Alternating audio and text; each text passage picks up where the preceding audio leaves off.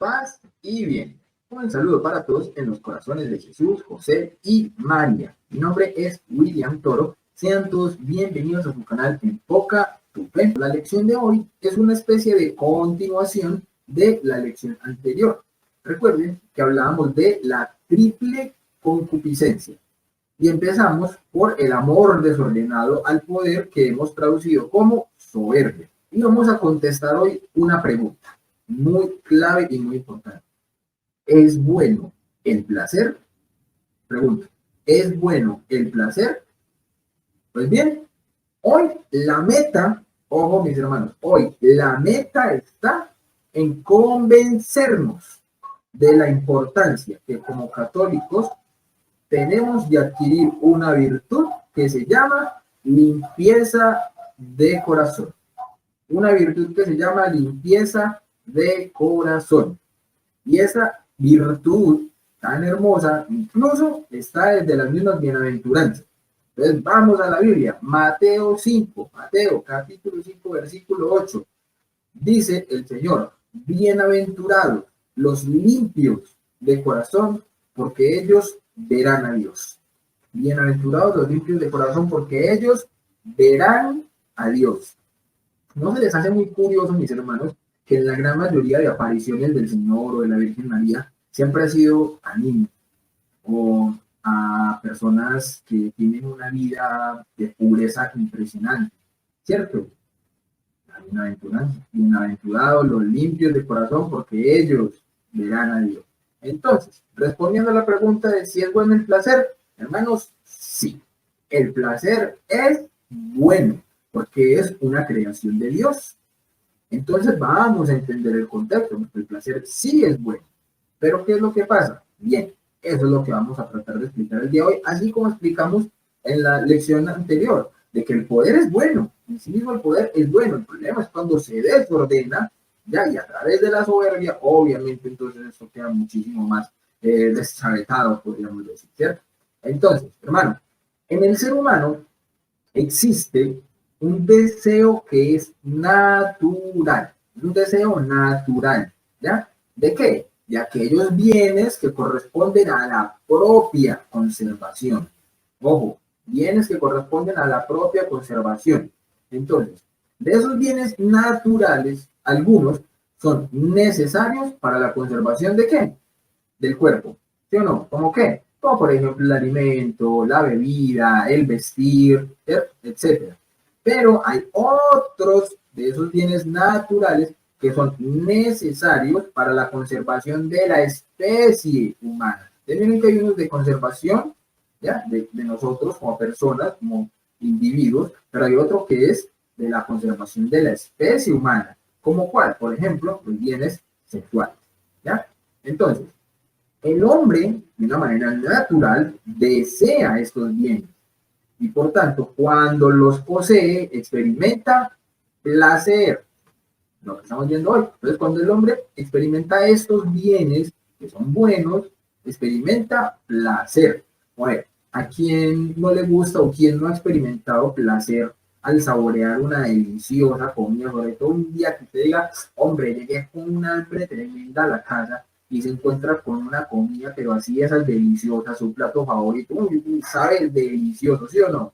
O un buen helado, un día de calor, o por ejemplo, dormir después de una agotadora jornada, el descanso, delicioso, ¿cierto? Ahí experimentamos ¿qué? Placer. Entonces, es natural que el hombre experimente placer. Dios mismo ha querido darle al hombre esta capacidad de disfrute y ha puesto placer en ciertas cosas. Es más, si por ejemplo nosotros no experimentáramos placer al comer, pues nos morimos de hambre porque sería muy aburrido comer. O por ejemplo, si no experimentáramos placer al dormir, pues nos moriríamos del cansancio, ¿ya? Entonces, ¿qué pasaría con el tema de la sexualidad? Pues si no experimentáramos placer en la intimidad, la especie humana estaría en vía de extinción, ¿sí o no? Porque si alguien no experimenta placer en la intimidad, pues hombre, pues nadie lo haría porque qué aburrido. Y entonces, ¿qué pasa? Que entraríamos en vía de extinción. Extingue la raza humana, facilito. Entonces, mis hermanos, primero que debemos tener claro es que el placer no es malo en sí mismo. Dios ha querido que el hombre experimente placer. De hecho, le ha regalado esta capacidad. Entonces, el problema viene es cuando el placer se desordena, cuando se sale de los límites justos y deja de ser un medio para convertirse en un fin. Ojo, cuando deja de ser un medio para convertirse en un fin. Podríamos comparar el placer con el fuego. Ojo a este ejemplo, mis hermanos. Ejemplo, el fuego bien utilizado es maravilloso, nos sirve para muchas cosas, trae muchísimos beneficios al hombre.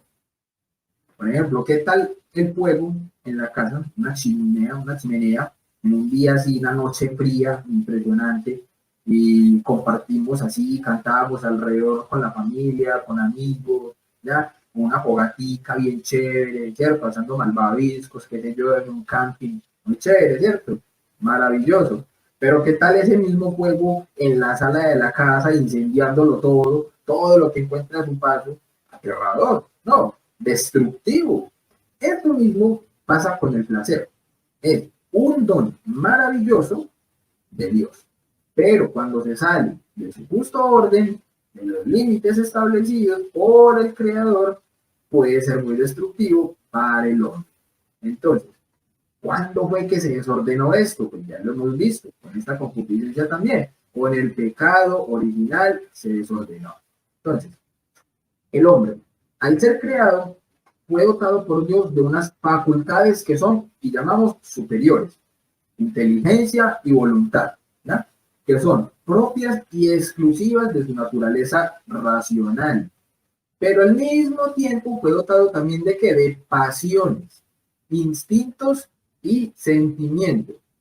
Pero, a consecuencia del pecado original, la armonía en la que se encontraban, ¿cierto? Esas facultades superiores, ¿ya? Gracias a la justicia original, queda destruida. El dominio de las facultades espirituales del alma sobre el cuerpo se quiebra. Esto quien quiera lo puede obviamente corroborar leyendo Génesis 3:7 o el Catecismo de la Iglesia Católica, numeral 400. Es decir, el hombre quedó herido y todas sus facultades desordenadas. A partir de allí, perdió entonces el dominio sobre sus pasiones.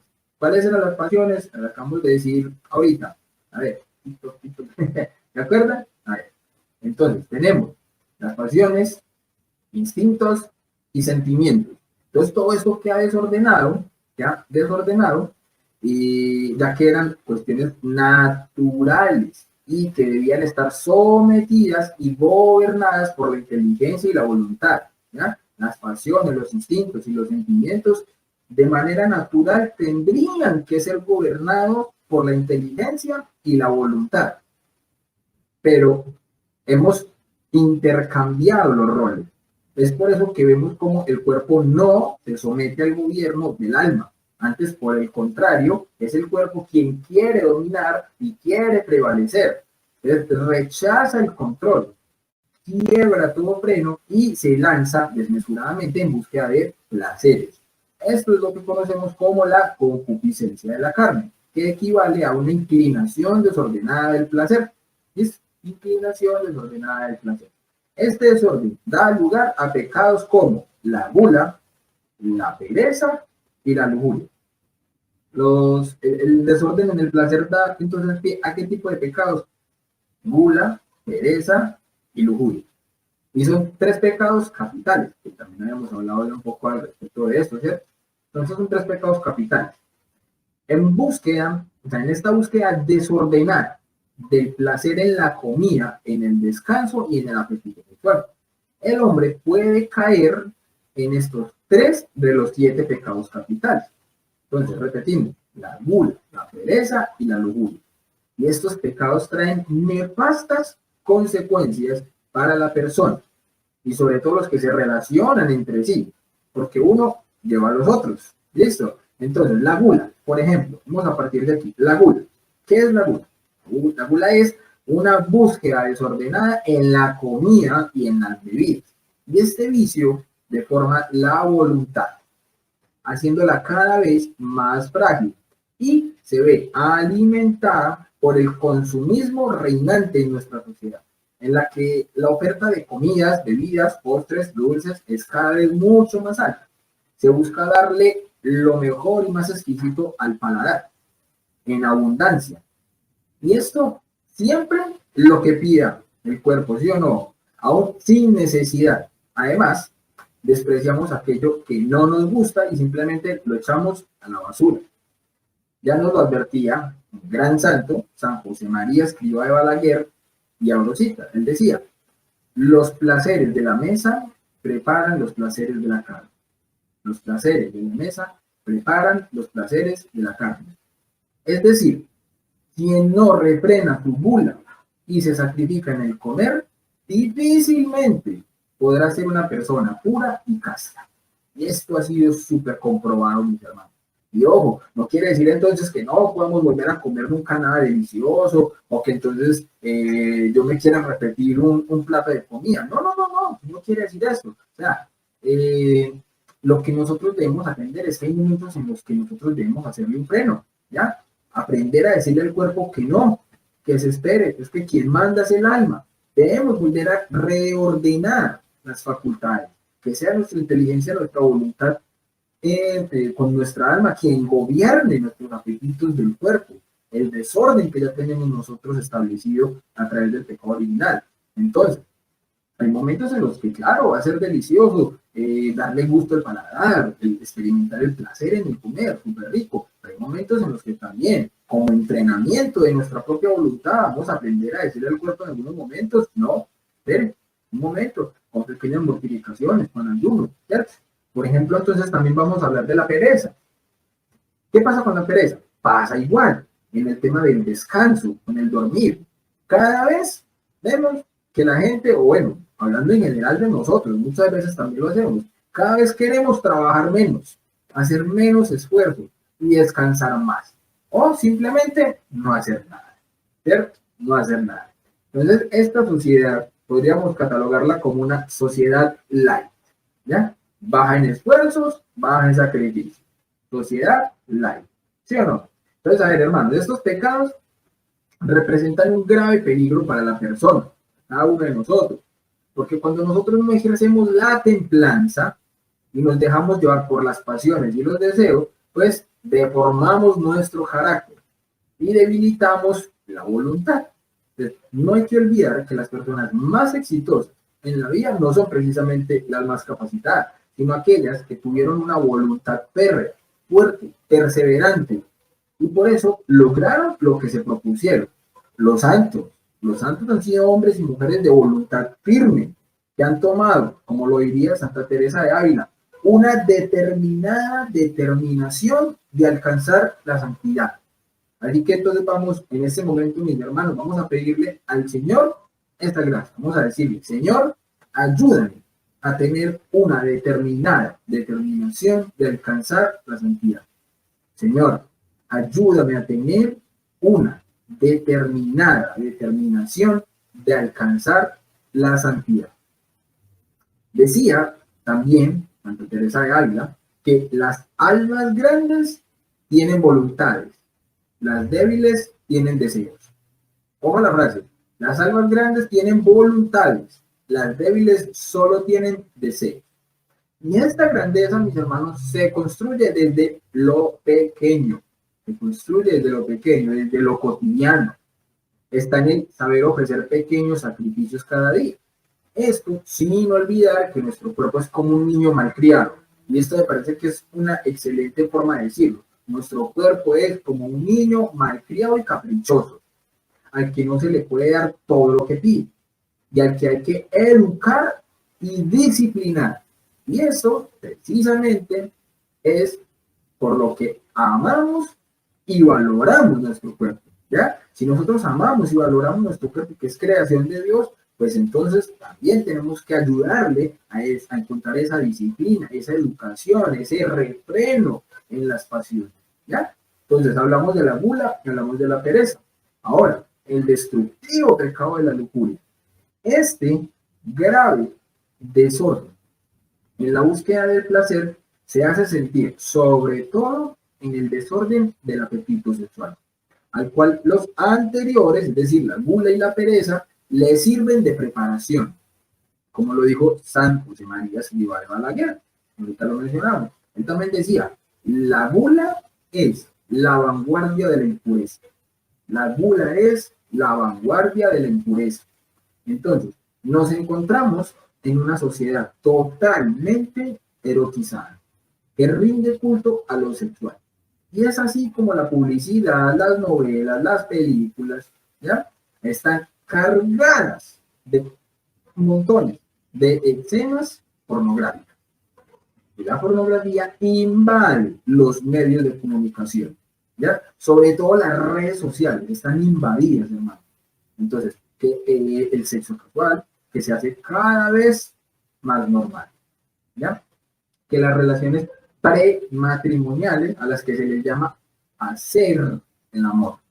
Ahora, el tema de la masturbación, que es presentada como algo supuestamente natural y necesario para el libre desarrollo de la personalidad, etcétera. O sea, nos empiezan a vender una sarta de mentiras, pero que como se experimenta placer, entonces el ser humano asume, como es placentero, bueno, el placer es bueno, sí, por tanto, entonces todo placer que experimentemos, entonces está bien. No, por eso es donde tenemos la mentira. Nos venden medias verdades, pero una media verdad tiene media mentira, por tanto, mentira. Listo. Entonces, el hombre de hoy tiende a regresar a lo meramente instintivo, a los apetitos meramente corporales, a regirse más por sus hormonas que por sus neuronas. Repito, a regirse más por las hormonas que por las neuronas. El polo animal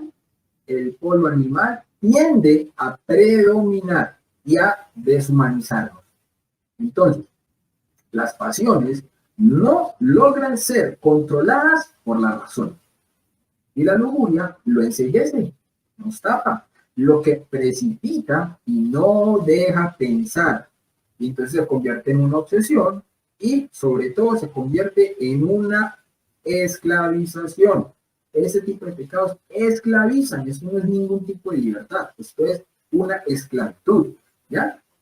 Hagamos una especie de marco histórico como para comprender un poco cómo es que llegamos a todo esto. A ver, hubo algo que se llamó la revolución sexual, y esto ocurría por allá en las décadas de entre los 60 y los 70.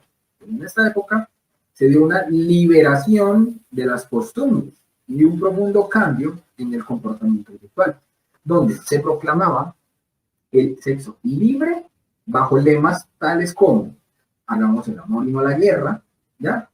Y la pregunta que surge allí es, ¿hagamos el amor? O esa pregunta, ¿hagamos el amor? ¿Tener sexo es hacer el amor? Yo les pregunto, ¿tener sexo es hacer el amor? ¿Sexo es igual a amor? ¿Sexo es igual a amor? Esta es tal vez la más grande y peligrosa mentira que se nos ha dicho. Sexo igual a amor. Yo les voy a poner una analogía aquí, mis hermanos. Si sexo es igual a amor, ojo, como nos lo ven el mundo hoy en día, sexo igual a amor, entonces las prostitutas serían las personas más amadas del mundo y por tanto las más felices. Si sexo es igual a amor, ¿ya? Si sexo es igual a amor, también te quedarías toda tu vida al lado de la persona con la que fuiste por primera vez a la cama. Y tal vez hoy en día ni te acuerdes de su nombre. El sexo, mis hermanos, es una dimensión del amor. Hace parte del amor, pero no lo agota, no logra acabarlo completamente. Eso es algo que nos debe quedar claro. Y a la hora de tener, por ejemplo, este tipo de charlas o conversaciones con personas que piensan de estas maneras, ¿ya? Que asumen este tipo de premisas, debemos estar claros nosotros en cómo podemos contestar. Precisamente, que no es un fin, es un medio, ¿ya? Hace parte, es algo que hace parte del amor, pero no lo agota. ¿Listo? Porque es que, a ver, cada vez es más normal la fornicación. Pero venga, ¿cuál es la diferencia? ¿Qué es eso? ¿Cómo así? ¿Qué es fornicación?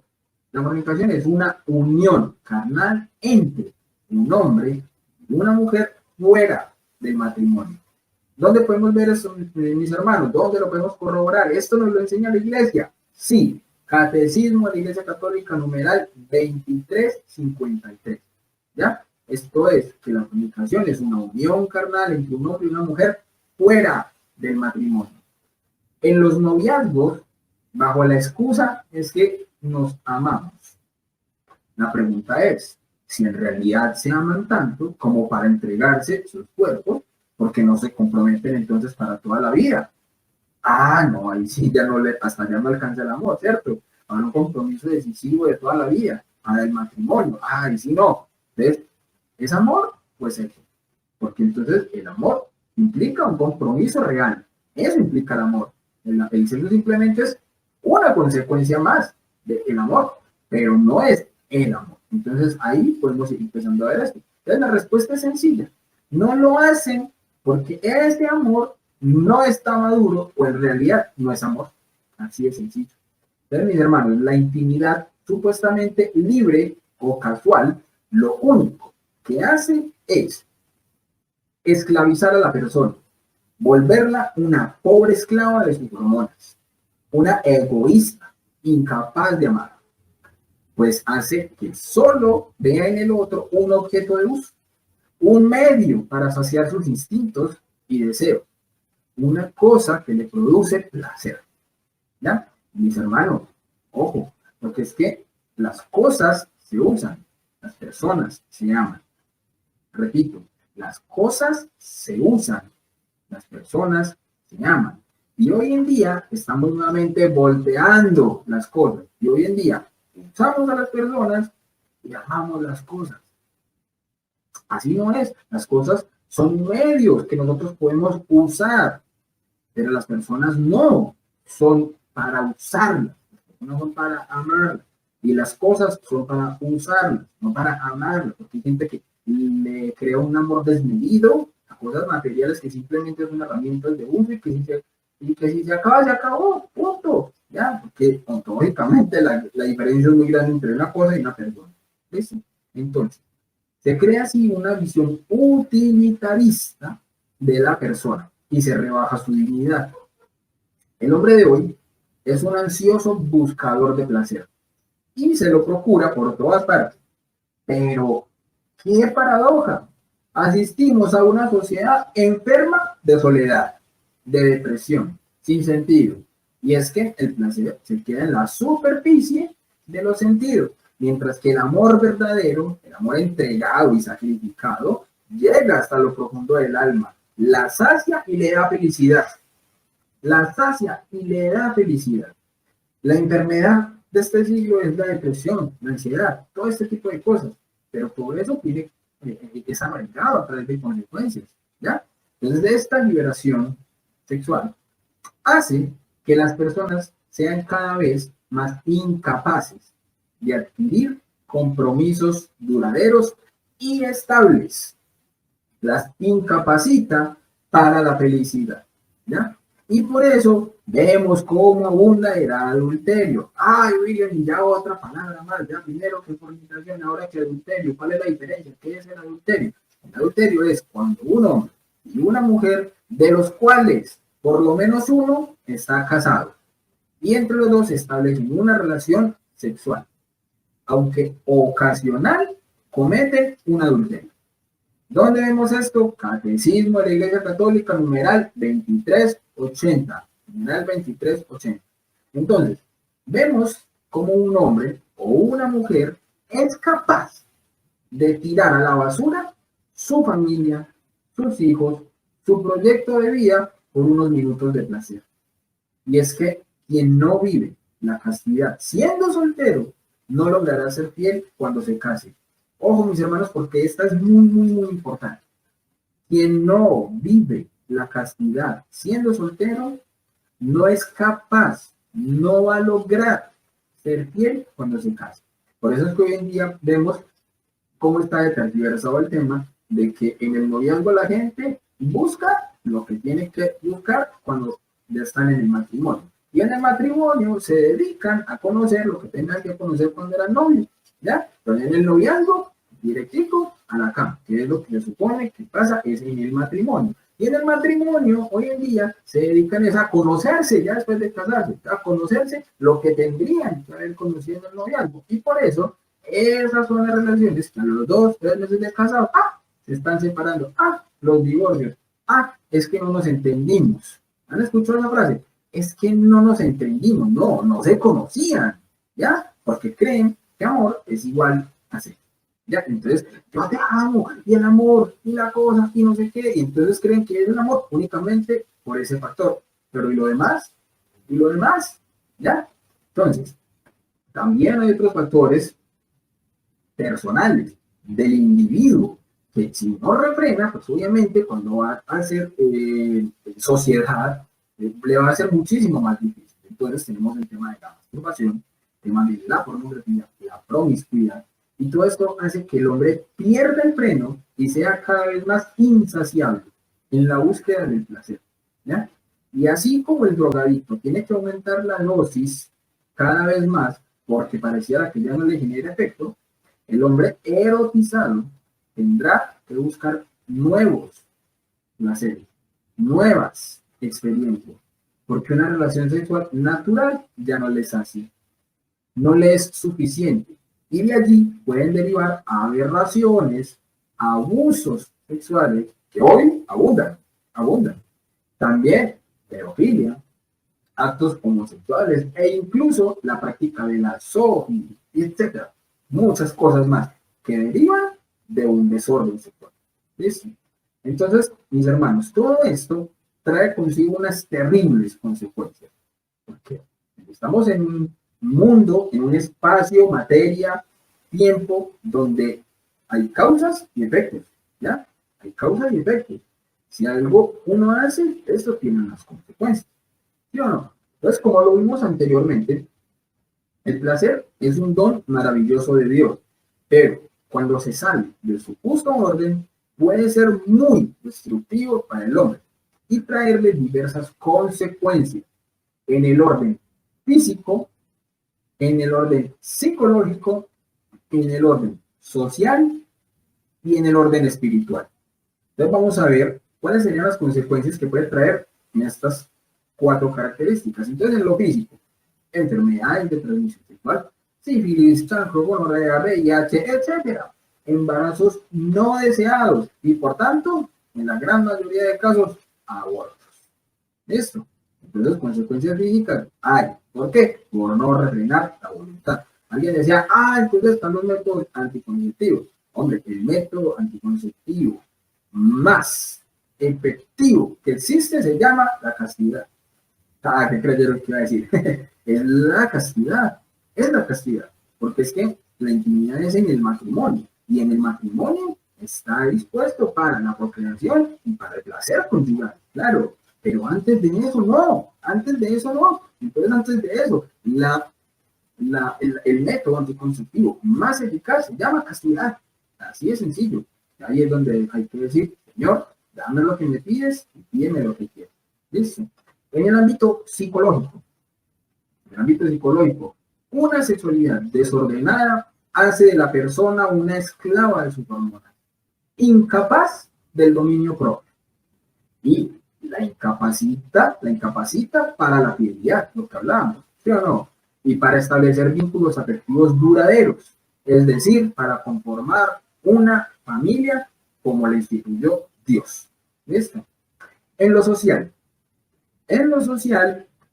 altos índices de divorcios, aumento de madres solteras, resquebrajamiento de la institución familiar y, por tanto, miles de personas que llegarán solas a su vejez, etc.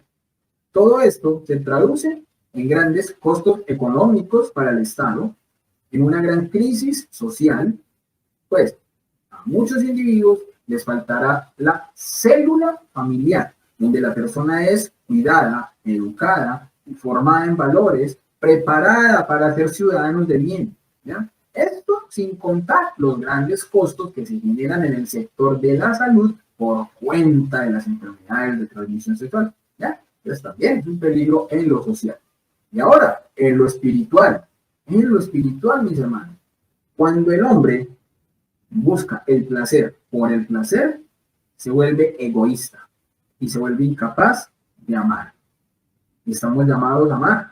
De hecho, es el mandamiento del amor, como lo dijo Cristo, ¿sí o no? O sea, es el nuevo mandamiento, el amor. Y una persona, cuando se vuelve egoísta, se vuelve incapaz de amar, tiende a despersonalizar al otro. ¿Y qué pasa aquí? Se pierde la gracia. Se pierde la gracia. Y sin gracia, se pierde el cielo. Por eso cuando a alguien le dicen desgraciado, yo he sido en ocasiones desgraciado y muchos de los que están viendo esta transmisión han sido desgraciados. ¿Por qué? En el momento en el que nosotros pecamos, nos convertimos en desgraciados. ¿Por qué? Porque perdemos la gracia. Sin gracia somos desgraciados, ¿sí o no? Y cuando perdemos la gracia, perdemos el cielo.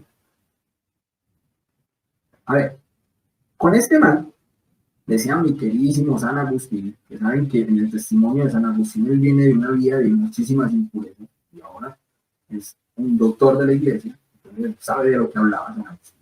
San Agustín decía, abro cita, no es compatible virtud alguna, sabiduría alguna, sino que con él reinan toda clase de perversidad. Este mal, ¿cierto? Con este mal no es compatible, es decir, con este mal de la impureza, no es compatible ningún tipo de virtud, ningún tipo de sabiduría, ¿ya? Sino que con esto reina es toda clase de perversidad. ¿Listo? El maestro de San Agustín, San Ambrosio, escribiendo a una virgen cuya virtud acababa de naufragar, le dijo lo siguiente, le dijo que su alma, antes templo del Espíritu Santo, por el vicio de la impureza, había llegado a ser morada de los demonios.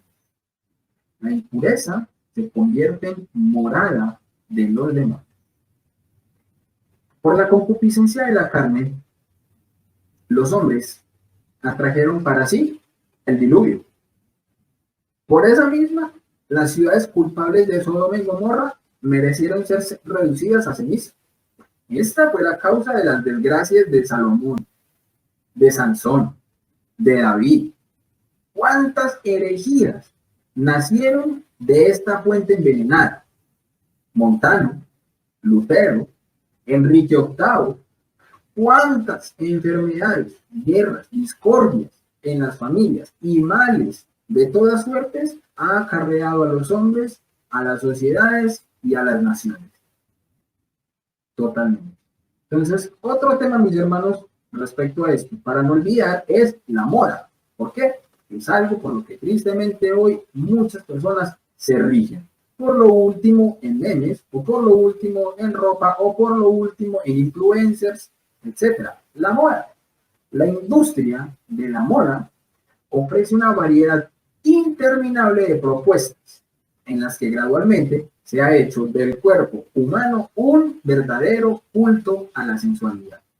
Se ha corrompido de una manera tan execrable, bien, una manera exacerbable más bien, que la mujer se ha convertido en un objeto sexual de todo producto comercial.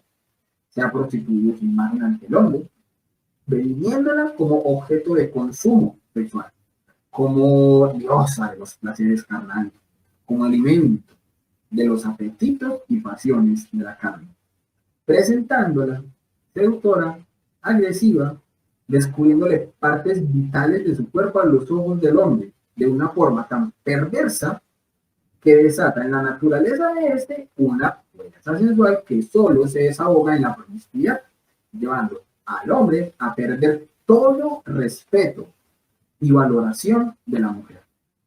Toda mujer que viste con modas indecentes y provocadoras ha de saber que carga con la culpa de todo hombre que la mire deseándola en su corazón.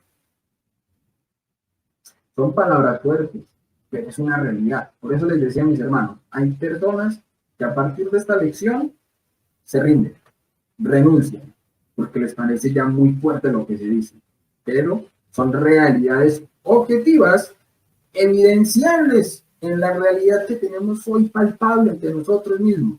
con consecuencias palpables, testimonios impresionantes de gente que vivía en una promiscuidad y impureza impresionante y que tenían vidas solitarias, acabadas, desastrosas.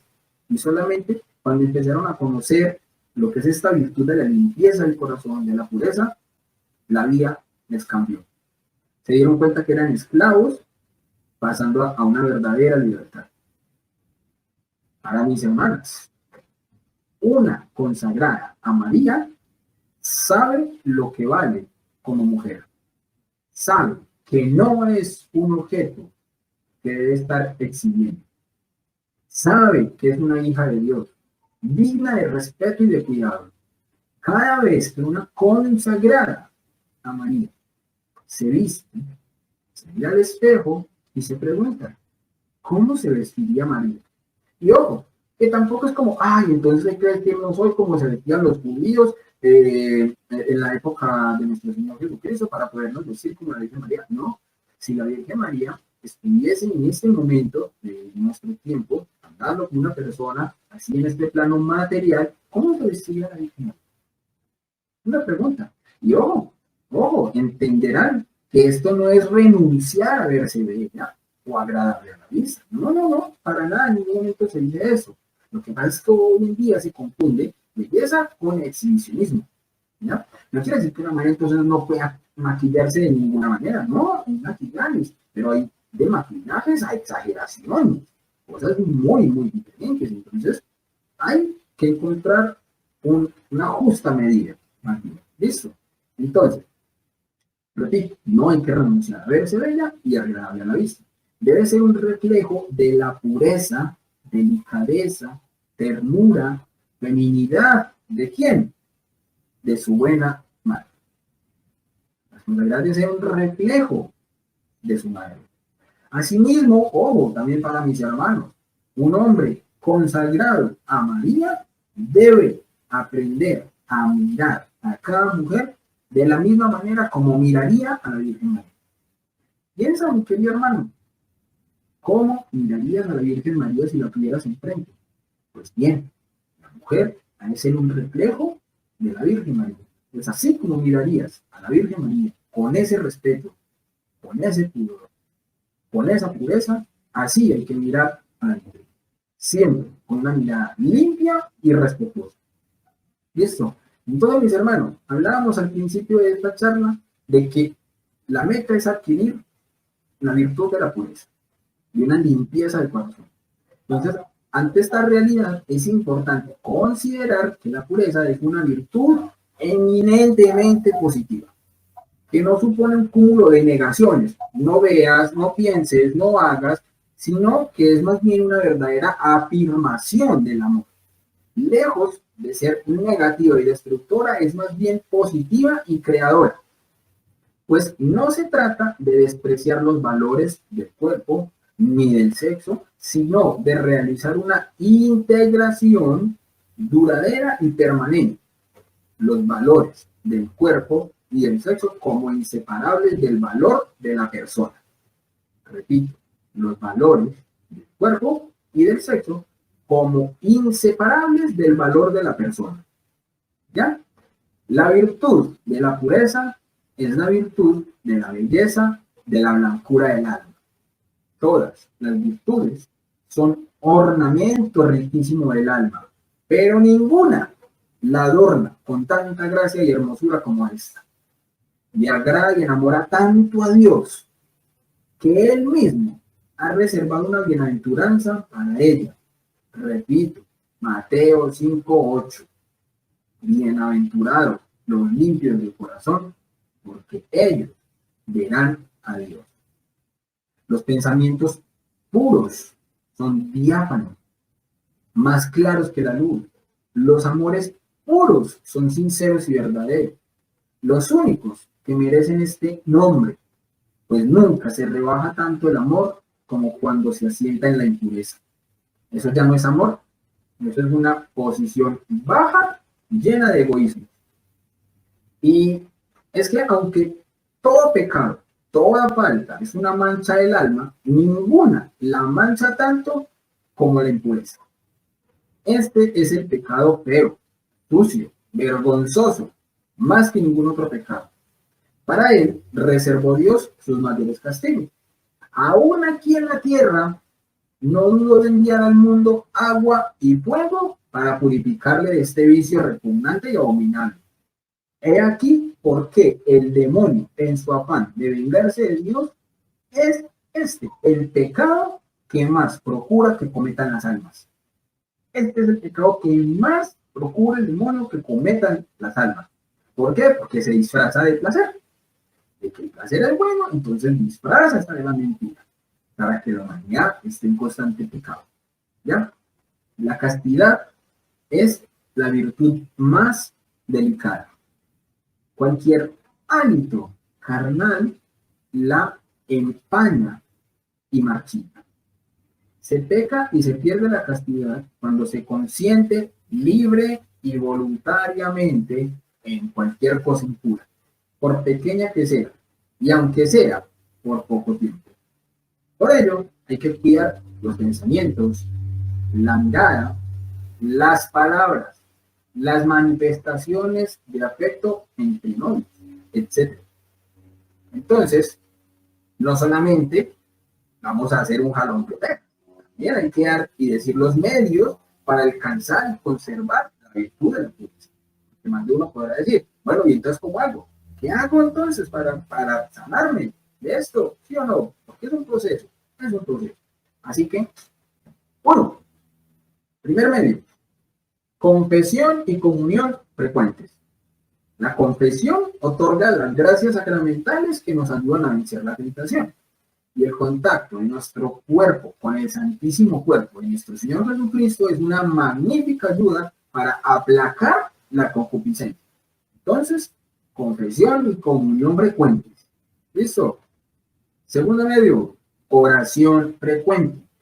Bien les decía nuestro Señor Jesucristo a los apóstoles, velad y orad para que no caigas en la tentación. Esto lo vemos en Mateo 26, 41. Entonces el mismo Señor nos pide velad y orad para no caer en la tentación.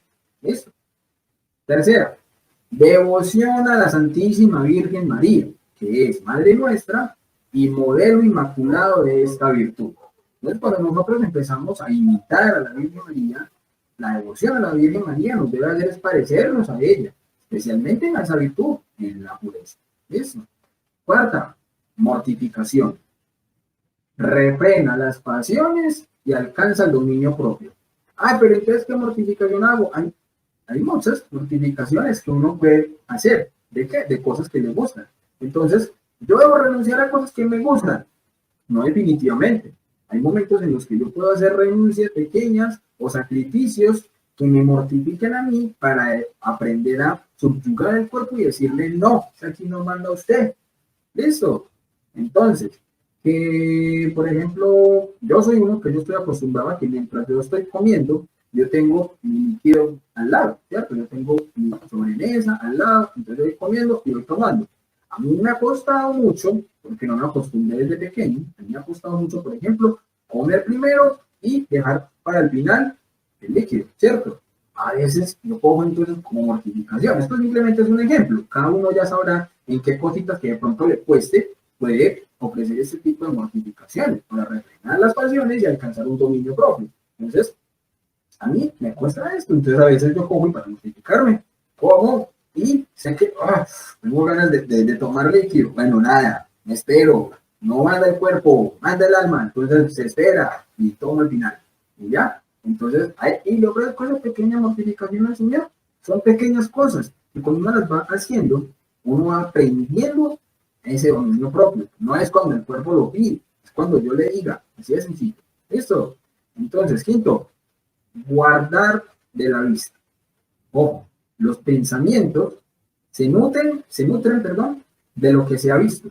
Muchas veces nosotros en los sueños, en un sueño podemos ver un montón de gente y decir, ¿de dónde sale esa gente? Yo creo que es imágenes. No, tan sencillo como que el cerebro acumula toda esa cantidad de imágenes que uno en el día obviamente va viendo y quedan allí alojadas. ¿Listo? Y yo puedo tratar de acordarme y puedo no recordarlo, pero en el momento del subconsciente yo puedo tener un sueño donde estoy, digamos, en el centro de la ciudad y ver un montón de gente. Y quizás todas esas personas son personas que yo ya había visto en algún momento. Entonces los pensamientos se nutren de lo que se ha visto. Entonces es necesario retirar la vista de todo aquello que es excitativo del placer carnal.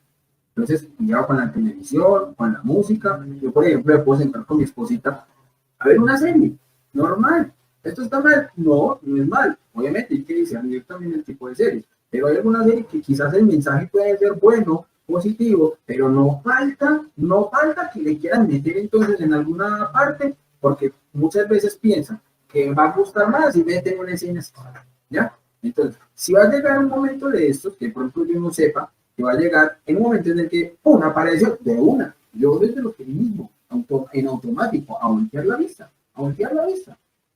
Y luego, normal, mientras uno va caminando por la calle, uno sabe que tristemente hoy en día muchísimas mujeres van mal vestidas. Mal vestidas me refiero no a que tengan entonces una ropa de marca, sino a, como decíamos ahora, en una cuestión exhibicionista. Entonces, yo prefiero mantener una mirada casi que en diagonal para saber por dónde voy, pero para no tener entonces quizás ahí el peligro de toparme con algo que no tengo que ver. Pero si me topo con algo que no debo estar viendo, pues ahí el problema es cuando yo ya consiento y me quedo en la mirada, consintiendo la mirada, ¿no? Yo volteo mi mirada, así de sencillo. Yo volteo y no tengo por qué volver entonces a mirar. Eso evito ese tipo de cosas. Así es que debemos empezar a hacer. Entonces hay que guardar la vista, muchachos. ¿Listo? Ahora, otro. Sobriedad en la comida y en la bebida. La gula es la vanguardia de la impureza, decía San José María Escrivá de Balaguer. Entonces, quien refrena su gula, refrena sus pasiones. Quien refrena su gula, refrena sus pasiones. ¿Listo? Otra. Cuidado con el pudor. El pudor no gusta de palabras torpes y vulgares y detesta toda conducta inmodesta, aún la más leve. Entonces, evitar con todo cuidado la excesiva familiaridad con personas de otro sexo. Son consejos, ya cada quien sabrá si tiene ese tipo de comportamientos, para que empiece entonces a hacerle ese freno, para empezar a entrenar su voluntad, ¿ya? Entonces, llena el alma de un profundo respeto hacia el cuerpo, que es templo del Espíritu Santo. Se debe tener modestia en el vestir, en el hacer, en el hablar, en nuestras formas también hay que tener entonces una modestia. ¿Listo, mis hermanos? Otra más, evitar la ociosidad. Siempre ha de haber algo en que ocupar el espíritu o ejercitar el cuerpo. Como decía Santa Teresa, una mente desocupada es el taller del demonio, aunque creo que lo dijo el Padre Pío, no recuerdo bien, pero la frase es de un santo. Una mente desocupada es el taller del demonio. ¿Listo? Y una final, huir de las ocasiones. El que ama el peligro, en él perece. El que ama el peligro, en él perece. Hermanos, hay que huir de las ocasiones, ¿no? Ojo, hay pecados en los que nos gusta huir y hay otros pecados de los que no nos gusta huir, ¿ya? Unas tentaciones. Vamos a poner un ejemplo. En cuanto al tema de la soberbia, cuando llega el tema de la soberbia y una posible humillación, ahí sí huimos de la tentación, ¿cierto? Para no caer en el ego, la soberbia, el enojo, ¿ya? En vez de practicar allí la paciencia y la mansedumbre. Ese tipo de tentaciones y es donde tenemos que plantar entonces pecho y tratar entonces de ejercer ahí la paciencia, la humildad, la mansedumbre.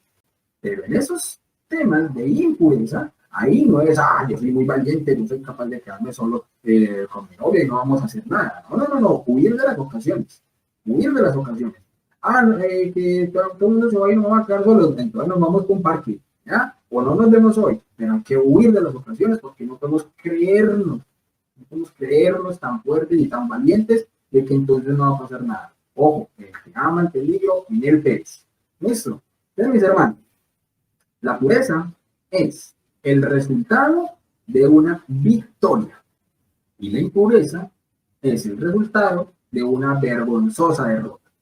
Por eso es la virtud noble, digna, valiente, propia de los valientes. Es la virtud viril por excelencia, enérgica, que no admite la más pequeña transigencia. Como dijo San Juan Bosco a los varones, a sus alumnos, y se los digo yo hoy también a mis hermanos, varones, pobres que están en este momento viendo, les quiero regalar esta frase, mis hermanos, y el que quiera la pone de estado, porque es una frase impresionante que ojalá todos podamos interiorizar. De San Juan Bosco a los varones: no le pidas a Dios una mujer hasta que no le demuestres a Dios que eres un hombre, no un macho. Ahí se la leo. No le pidas a Dios una mujer hasta que no le demuestres a Dios que eres un hombre, no un macho. ¿Quién es el ejemplo? Nuestra amada madre. La pureza es la luz para el entendimiento, luz para el alma y el corazón. Y es por ello que nuestra madre pudo comprender perfectamente la voluntad de Dios. Esta madre castísima, siempre virgen, será una poderosa ayuda en la lucha por la pureza. La Inmaculada permitirá a sus hijos consagrados ver con sus propios ojos, escuchar con sus oídos, hablar con sus labios, sentir con su corazón. Ella es la madre de la pureza, dispuesta a revestir a sus hijos de la misma luz y claridad. Fin de esta lección, de hermanos. Espero que les haya gustado bastante, que les haya aprender bastante. No siendo más, mis hermanos, me despido de ustedes con mi gran amigo San Agustín, diciéndoles como siempre que nadie ama lo que no conoce. Dios los bendiga y que la Virgen los acompañe. Si este tema te ayudó, recuerda que dando clic en el video que aparece en pantalla vas a poder enfocar tu fe mucho mejor. Te recuerda, como dijo mi gran amigo San Agustín, nadie ama lo que no conoce. Así que bien, dale clic y no te lo pierdas. Nos vemos adentro. Paz y bien.